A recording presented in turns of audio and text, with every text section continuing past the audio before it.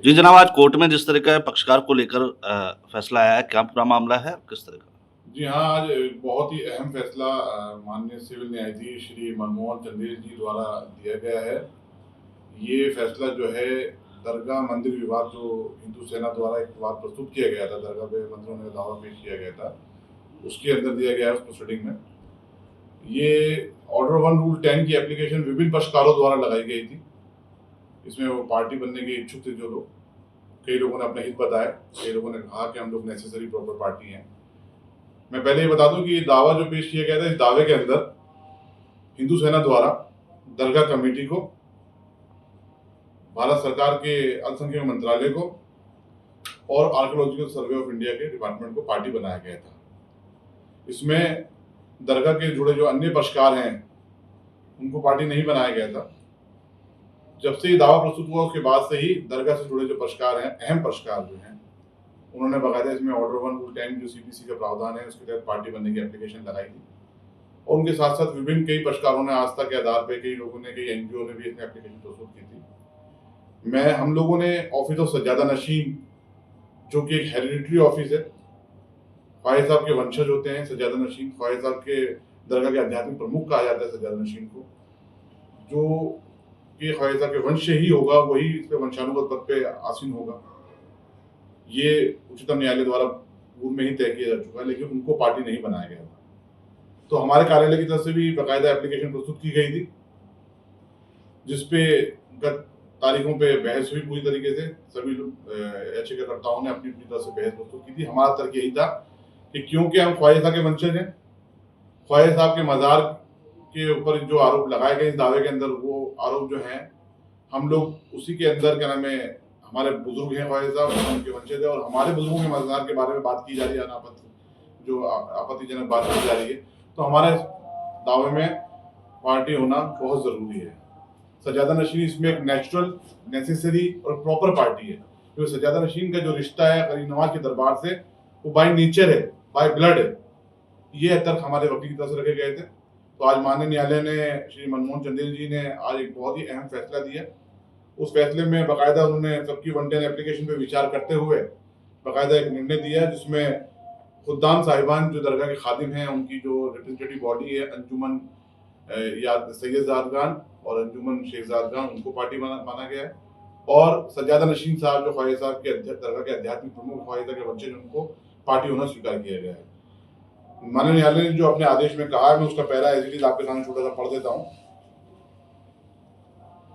जहां तक प्रार्थी संख्या 5 मोइनिया फकरिया चिश्तिया खुद्दाम ख्वाजा साहब सैयदजादगान, पंजीकृत दरगाह अजमेर, 6 दीवान सैयद ज़ैनुल आबिदीन साहब, अंजुमन यादगार चिश्तिया शेखजादा खुद्दाम ख्वाजा साहब, रजिस्टर पंजीकृत काले त्रिपोलिया गेट दरगाह शरीफ के पास अजमेर, जरिए अध्यक्ष शेखजादा मोहम्मद चिश्ती का प्रश्न है, तो इनका भी वादगत संपत्ति में प्रत्यक्ष विधिक अधिकार हित प्रदर्शित होता है। इसके बतौर प्रतिवादी पक्षकार संयोजित होने से वाद की विषय वस्तु के न्यायसंगत विनिश्चय में निश्चित रूप से न्यायालय को सहायता मिलेगी, जिनकी अनुपस्थिति में परिणाम स्वरूप वाद के पूर्ण निस्तारण में कठिनाई आने की संभावना है, जिन्हें बतौर प्रतिवादी संयोजित किए जाने से किसी पक्ष के पर कोई प्रतिकूल प्रभाव पड़ने की संभावना नहीं है, बल्कि इसके विपरीत यदि इन्हें संयोजित नहीं किया जाता है तो इनके अधिकार प्रभावित होने की संभावना है। इसलिए इनको और इनकी ओर से दायर प्रार्थना पत्र स्वीकार किया जाना उचित और न्याय संगत पाया जाता है।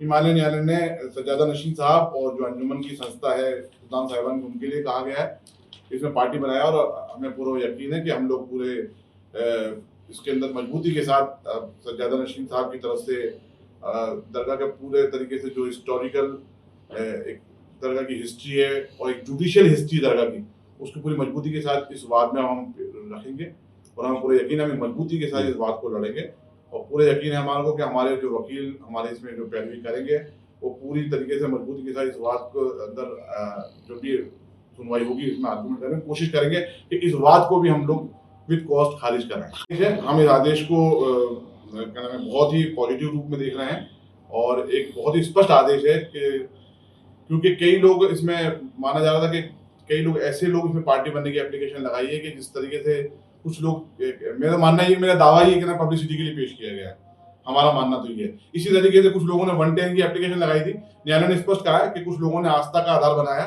और न्यायालय ने स्पष्ट अपने आदेश में भी कहा कि उनकी आस्था का सबका सम्मान किया जाता है।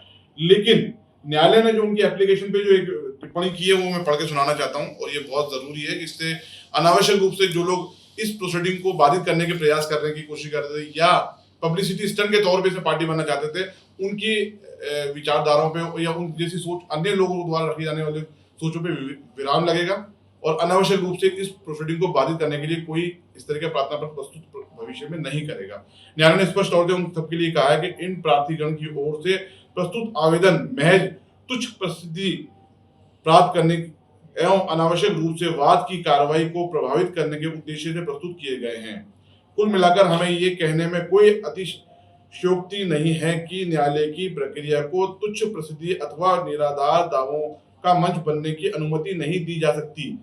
ऐसे प्रयासों को हितोत्साहित करने तथा न्यायालय की प्रक्रिया की गरिमा बनाए रखने हेतु ऐसे प्रार्थना पत्रों को भारी कॉस्ट के साथ खारिज किया जाना आवश्यक है, क्योंकि न्यायालय का बहुमूल्य समय केवल उन्हीं वादों हेतु सुरक्षित है जिनमें वास्तविक विधिक विवाद निहित हो। निराधार आवेदनों पर ऐसे व्यर्थ नहीं किया जा सकता है। परिणाम ते यहाँ हम विद्वान अधिवक्ता वादी श्री संदीप कुमार प्रतिवादी संख्या 1, श्री अशोक कुमार माथुर एवं प्रतिवादी संख्या 2 तथा 3 श्री बसंत विजय वर्गीय जी के तर्कों एवं दलीलों से इस हद तक सहमत हैं कि इस प्रकार के प्रार्थना पत्रों को प्रतीकात्मक रूप से यदि भारी हर्जे खर्चे पर खारिज नहीं किया जाता है तो इस वाद में पक्षकार बनने के इच्छुक व्यक्तियों की संख्या असीमित हो सकती है, जिससे न्यायालय का बेशकीमती समय बर्बाद होगा। फलते उपयुक्त वर्णित प्रार्थना पत्र हम स्वयं खारिज करना उचित पाते हैं।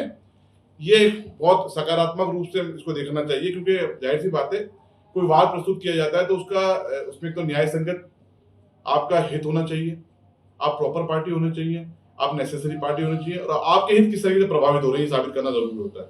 तो न्यायालय ने यह पाया कि शायद कुछ प्रार्थना पत्र ऐसे प्रस्तुत किए गए हैं जो सिर्फ प्रसिद्धि के लिए, पब्लिसिटी के लिए पेश किए गए। तो मैं समझता हूँ भविष्य में इस आदेश के बाद में विराम लगेगा कि कोई अनावश्यक रूप से इस प्रोसीडिंग के अंदर पार्टी बनना चाहेगा या प्रोसीडिंग को बाधित करने के प्रयास किएगा।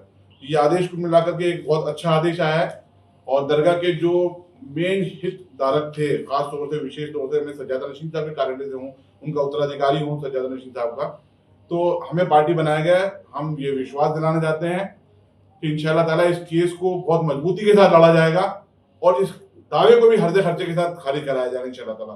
गरीब नवाज की बारगाह पिछले 800 साल से मोहब्बत अमन का पैगाम इस बारगाह से दिया जा रहा है और इंशाल्लाह ताला ता क़यामत तक दिया जाता रहेगा। इस देश की सालमियत के लिए यहाँ से दुआ की जाती है, इस देश की हुकूमत के लिए यहाँ से दुआ की जाती है। तो ये देश में मोहब्बत की जगह कहलाती है, मोहब्बत अमन का गहवारा कहलाता है, यहाँ नफरत की कोई जगह नहीं है। कुछ लोग हैं जो पब्लिसिटी स्टंट के तौर पे इस तरह के दावे प्रस्तुत करते हैं। न्याय प्रक्रिया का अधिकार सबको है न्यायालय में जाने का, उसमें मैं मेरिट्स पे जाकर के ना बात करना चाहूंगा क्योंकि ये न्यायालय में विचाराधीन है और उचित भी नहीं है कि हम उस बात के बारे में इसमें बात करें। लेकिन हमारा मानना है देश को मंदिर मस्जिद की जरूरत नहीं है, इस देश को एकता अखंडता की जरूरत है, इस देश को तरक्की की जरूरत है। दुनिया चांद पे पहुंच रही है और हम लोग मंदिर और मस्जिद के विवाद में लगे हुए हैं। आस्था का सबका सम्मान होना चाहिए, आस्था करने दावा करने वालों की भी होगी तो आस्था प्रतिवादी संख्या सबकी होगी। हमारी भी आस्था है, सबका एक दूसरे की आस्था का सम्मान करें, इस देश में एकता अखंडता कायम रहे, इस देश में अमन अमान कायम रहे, ये देश तरक्की करे। हमारी तो यही दुआ है और गरीब नवाज की बारगाह से हमेशा दुआ ही दी जाती है और दुआ ही दी जाती रहेगी। आपके राज्य की खबरें, आपके शहर की खबरें सबसे पहले जानने के लिए देखते रहें अमर उजाला। चैनल को सब्सक्राइब जरूर कर लें और पाएं हर अपडेट।